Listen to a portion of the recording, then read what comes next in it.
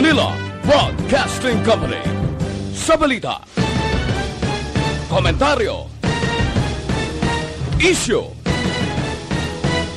serbisyo publiko. Aksyon Radio! Sa Bacolod, Aksyon Radio! Aksyon Radio!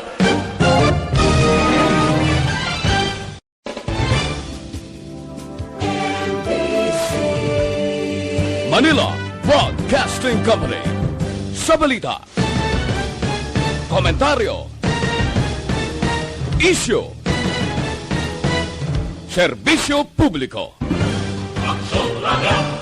Sa Bacolod, Aksyon Radio! Aksyon Radio!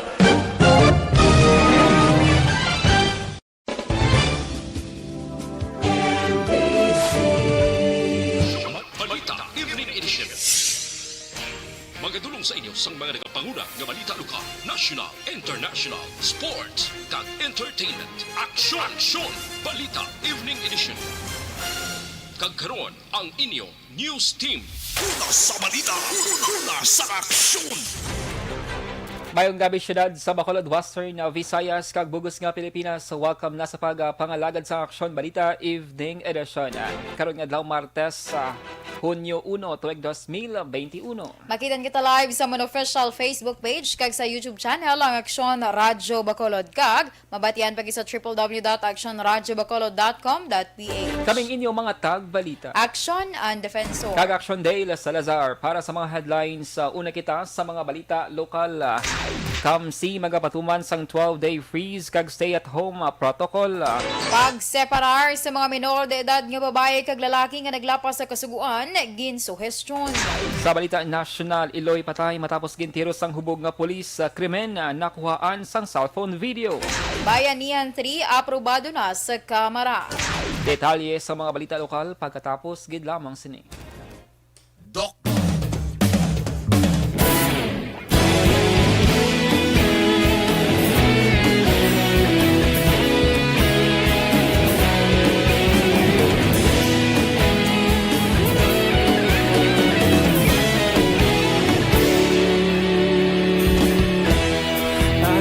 Simbanwa, mabugnaw nga hangin nagadapyan na.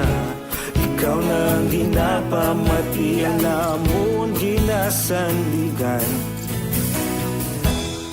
Tingog sang probinsya, kamatuuran ginapalap na.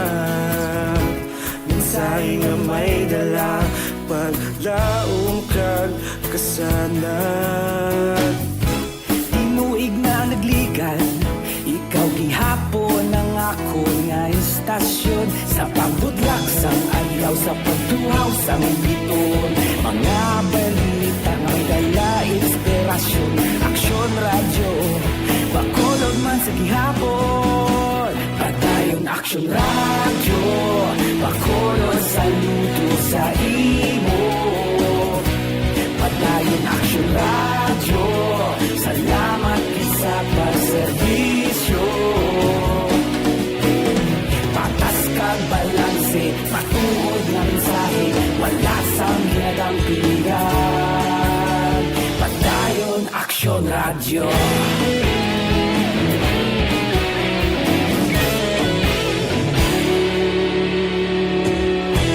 Bacolod nun kag Negrosanon, inyong pamatian. Stasyon nga nagapalaplag sang kamatuuran. Magbakod nga prinsipyo, nag-volter handa sa servisyo. Kahapon, karong kag sa gihapon, kita magapadayon. Tinuig na nagligan, ikaw gihapon ang ako nga istasyon. Sa pagbutlak sang adlaw, sa pagtuhaw sang biton. Mga balita nga may dala inspirasyon. Aksyon radyo, Bacolod man sa gihapon. Padayon Aksyon radyo, Bacolod saludo sa imo. Padayon Aksyon radyo, salamat sa pagserbisyo.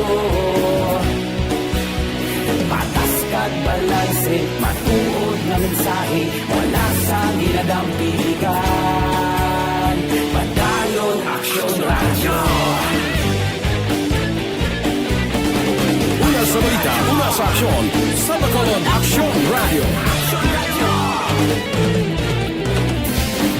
Una sa balita, una sa aksyon sa Bacolod Aksyon Radio.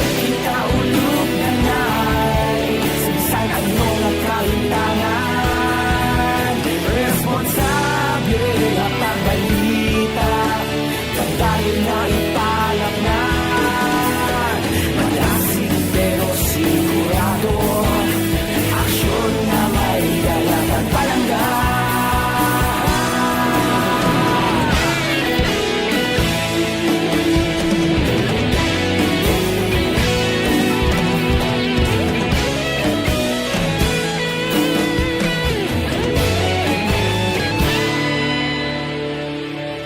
Madayon Aksyon Radyo Bacolod saludo sa imo Padayon Aksyon Radyo Salamat gid sa pagserbisyo Padayon Aksyon Radyo Bacolod saludo sa imo Padayon Aksyon Radyo Salamat gid sa pagserbisyo Patas kag balanse, matuod ng mensahe, wala sang ginadampigan. Padayon Aksyon Radyo.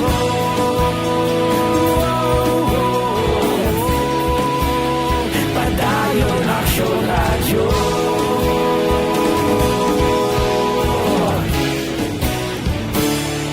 Padayon Aksyon Radyo.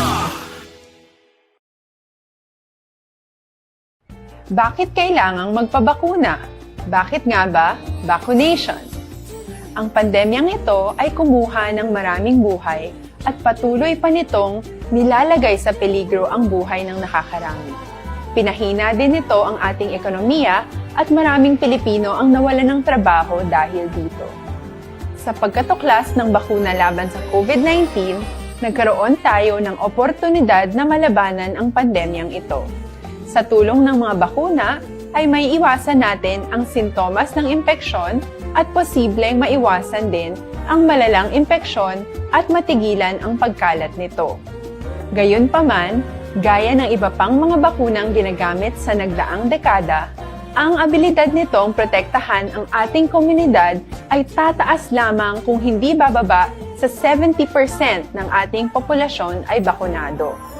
Halimbawa, kung ang iyong barangay ay mayroong 100,000 katao, hindi dapat bumaba sa 70,000 ang dapat mabakunahan upang matiyak na proteksyon ang buong komunidad.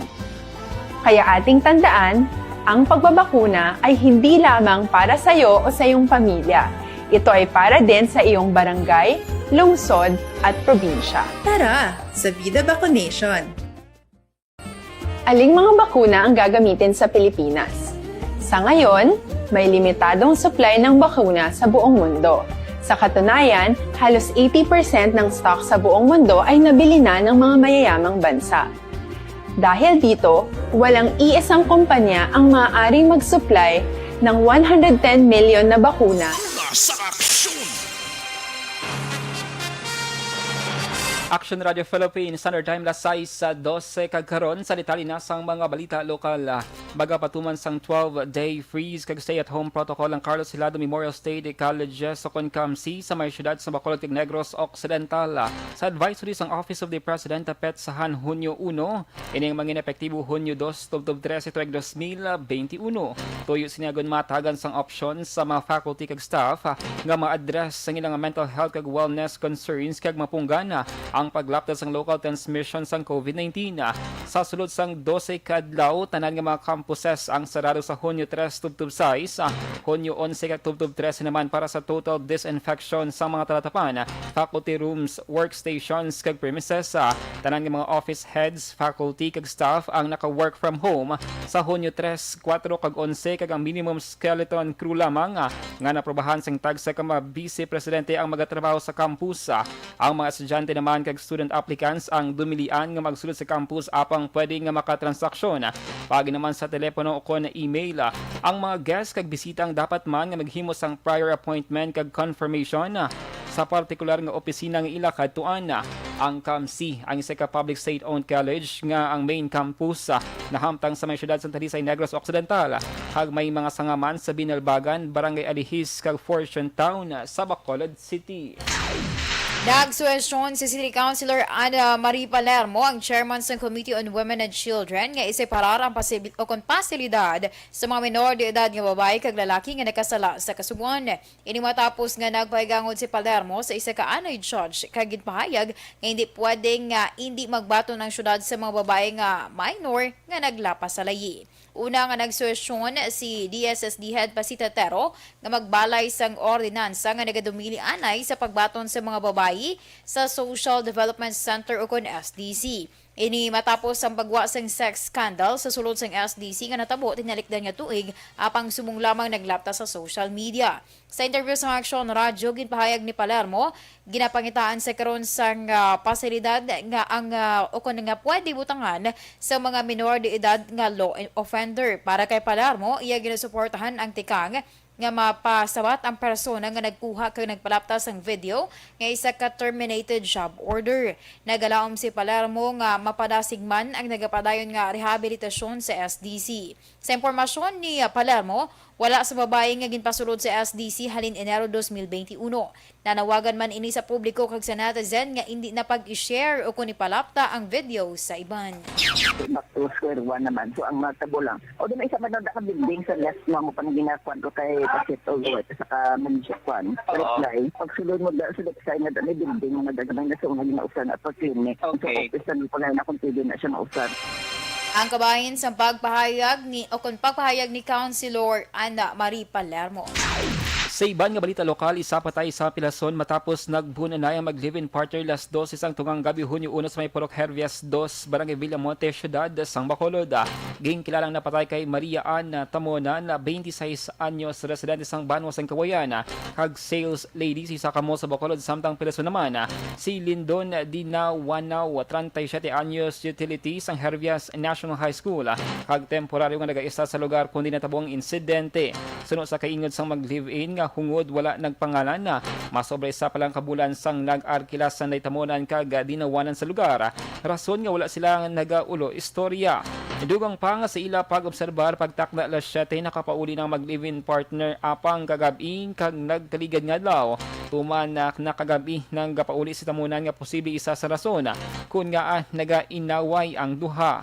Palayag pa sang kaingod nga sa ina nabatian madugay na nga problema ang ginabaisan na sang duha kang naglabot sa pagbinon anaya.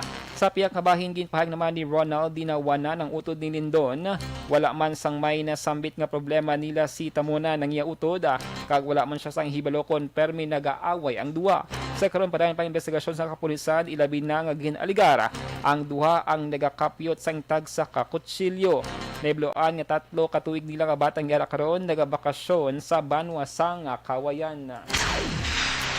Duwa ka anggulo ang ginalantaw sa Police Station 4 sa insidente sang pagbunanay sa mag-live-in partner sa Purok Hervias 2, Barangay Villamonte, Ciudad sa Bacolod. Sunod kay Police Station 4 Commander Major John Ray Batadlan, isa sa rason ang madugay na nga ginaawayan sa magkarelasyon bangod na ibaluan nga sadtong Oktobre tuig 2020, nagpa-record ang napatay nga si Maria Ann Tamonan, kaupod ang 12 anyos nga bata nga bayi sa anay karelasyon may kang tanan sa acts of lasciviousness batok sa iya live-in partner nga si Lindon Dinawanaw. Dugang pa, bangod sa mga hitabo, nagbulagay sa pila ka bulan sa Tamonan kag Dinawanaw kag Abril na sini nga tuig sang liwat sila nga nag-upod. Palayag pa ni Batadlan, isa man sa rason amo ang pagpangimon bangod basi man sa ila pagpangusisa pila na kabeses nga gab-ina gapauli si Tamonan. Suno kay Batadlan, antes na tamo ang insidente, nahibaluan nga si Tamonan ang nagikan siya utod kag ginaligar na kainom sa makahulubong nga ilimnon subong man si Dinawanaw rason nga naglabot sa binunanay ang ilaaway kag nagresulta sa kamatayon ni Tamonan nga nakaangkon sang 5 kabuno sa lawas. Samtang sunod naman sa mga saksi matapos ginbuno si Tamonan, ginaligar nga ginbuno man ni Dinawanaw ang iya kaugalingon kag yara karon ginabulong sa hospital. Sa karon ginahulat pa sang otoridad ang desisyon sa pamilya ni Tamonan kung magapasaka sang kaso nga murder batok kay Dinawanaw. Sa dugang pang balita lokal, nakaalerto ng Bacolod City Disaster Risk Reduction Management Office bangod sa Bagyo. Suno kay Executive Assistant Jomari Vargas at 24/7 na nga mga banteng CDR-RMO sa lakas ng panahon. Kalakip man ang pagmonitor sa mga lugar nga mas samigi na bahaan. Nagpanugan si Vargas sa publiko sang kooperasyon sa tiyon sang kinahanglanon nga magpatigayon sang force evacuation. Nagpakigangot ng CDR-RMO sa tanan nga barangay sa syudad sa Bacolod nga mag-alerto man bangod sa Bagyo. Sa katapusan nga balita lokal, magabalik na ang biyahe sa mga sakayan pandagat halin kag padulong sa syudad sa Bacolod. Suno kay Philippine Coast Guard Negros Occidental Commander Captain Ludovico Librilla, wala na sang storm signal sa syudad sa Bacolod kag bangod sini ginaabisuhan na ang mga shipping companies nga mahimo na makabalik ang biyahe. Una sa balita, una sa aksyon. Lasay sa 19 Action Radio Philippines Standard Time, vitamin C bala ang ginapangitang.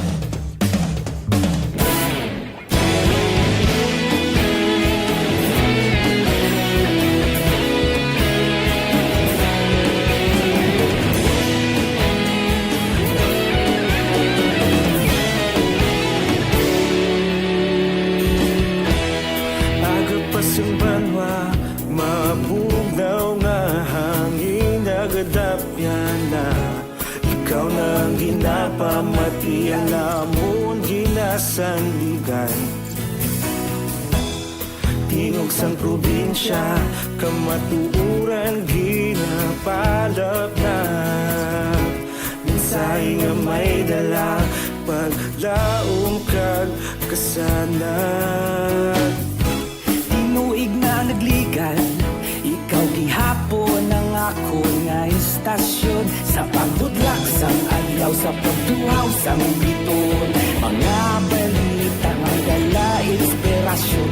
Aksyon radyo, Bacolod man sa gihapon. Padayon Aksyon radyo, Bacolod saludo sa imo. Padayon Aksyon radyo, salamat sa pagserbisyo. Patas kag balanse, patuod na mensahe, wala sang ginadampingan. Padayon Aksyon radyo.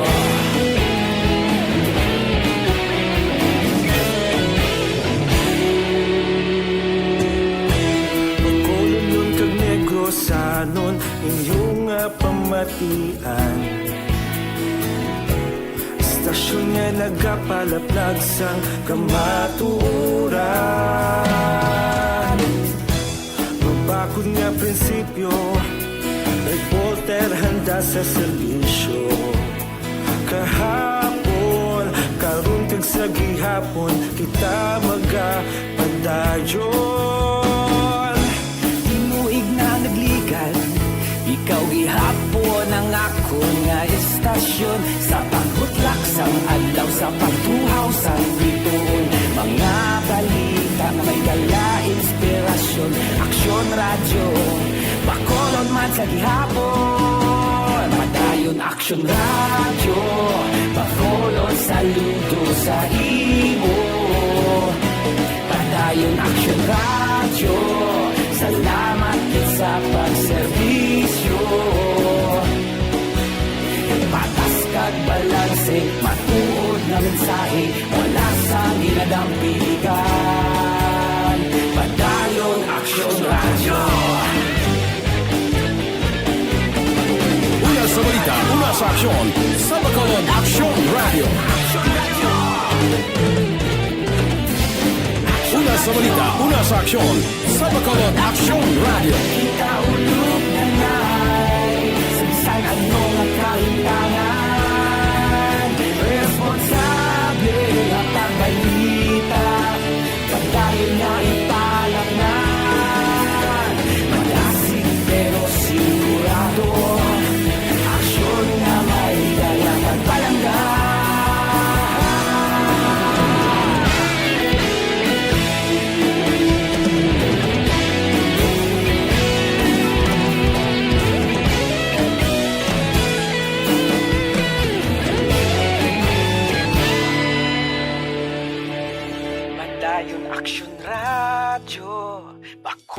Bakulod saludo sa imo. Padayon Aksyon Radyo, salamat gid sa pagserbisyo. Padayon Aksyon Radyo, bakulod saludo sa imo. Padayon Aksyon Radyo, salamat gid sa pagserbisyo. Patas kag balanse, matuod ng mensahe, wala sang ginadampigan. Padayon Aksyon Radyo.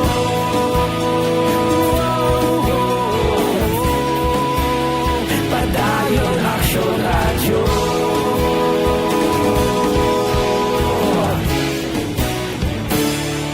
Padayon Aksyon Radyo.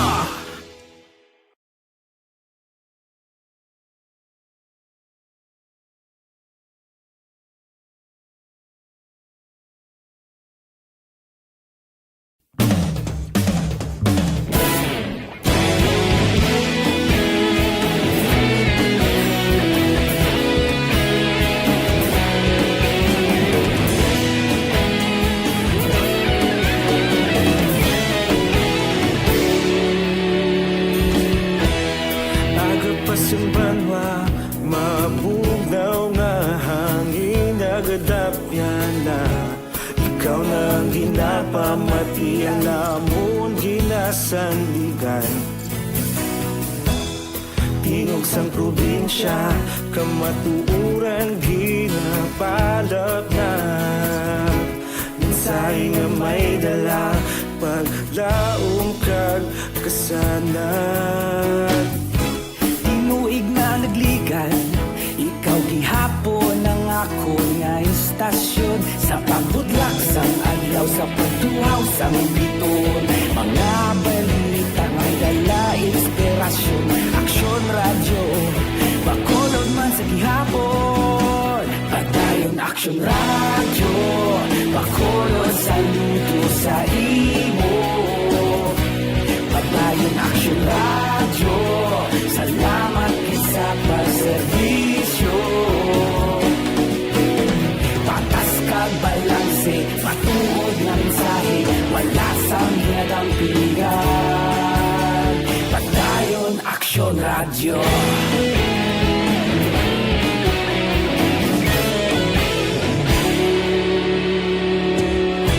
Pagkulong nun kag negros anon.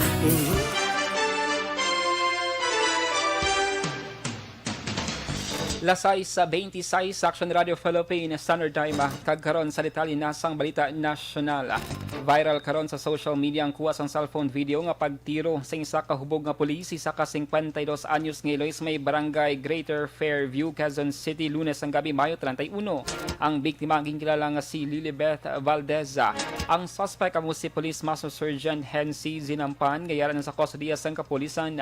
Sunod sa batas ang biktima yara sa tiyanging iyang Ilois ang ini ang palapitan sang pulis nga ginalgar na kainom, ginbutong ang buhok kag gintiro sa liog.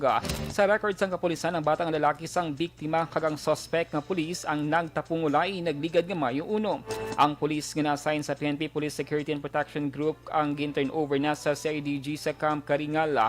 Ginpanginwala naman ni Zinampan nga siya ang nagpatay sa biktima bisana nga nakuhaan pa ini sang video. Nagpasiguro si PNP Chief General Guillermo Salazar nga magkakasa serbisyo si Police Master Sergeant Hensi Sinampan. Ang pulis nga nagtiro kag nagresulta sa kamatayon sang 52 anyos nga Iloy sa syudad sang Quezon. Suno kay Salazar, paglapas sa iya ginsumpaan nga trabaho ang ginhimo ni Sinampan.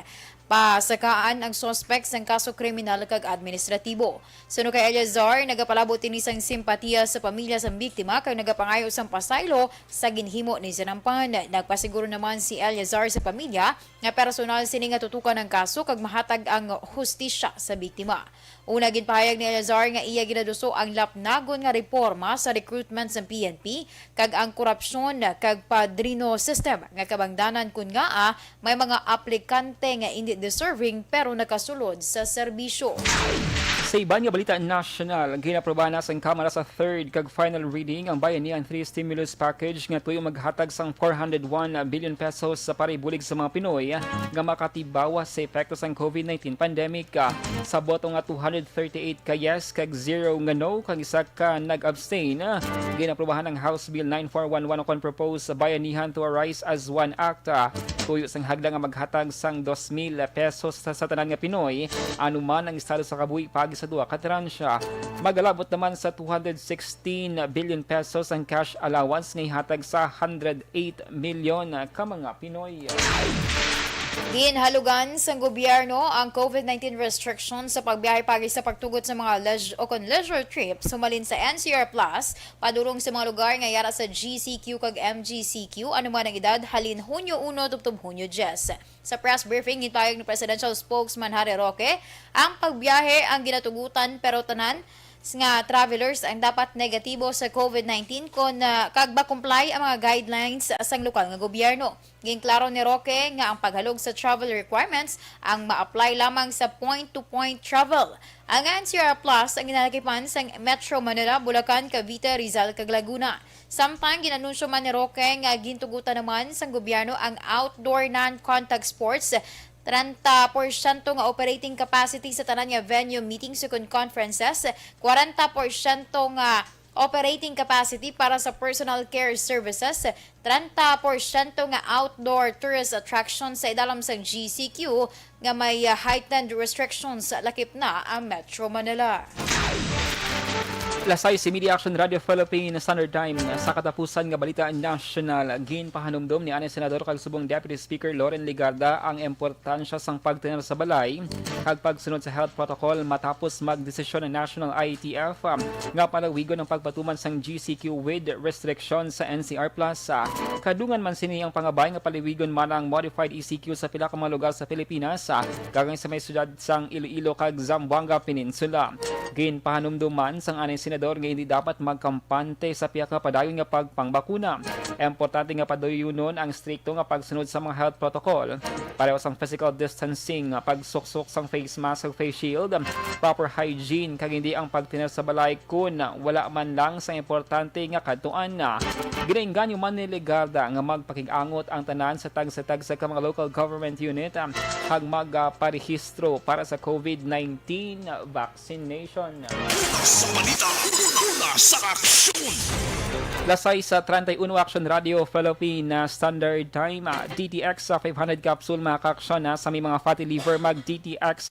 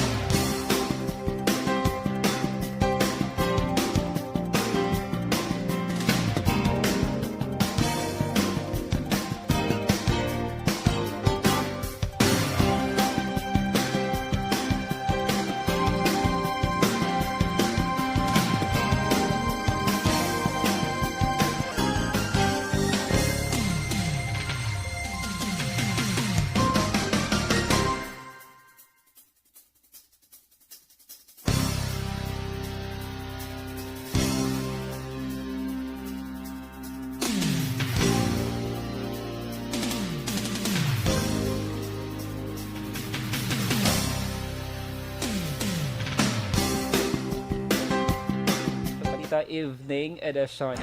Karon nga adlaw Martes sa Hunyo 1 tuig 2021. Salamat kaming inyo mga tagbalita. Aksyon ang Defensor. Kag Action Day Salazar, una sa balita, una sa aksyon Sa Bacolod Aksyon Radio.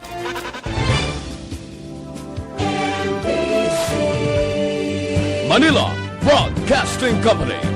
Sa balita, komentaryo, issue, serbisyo publiko. Aksyon Radio!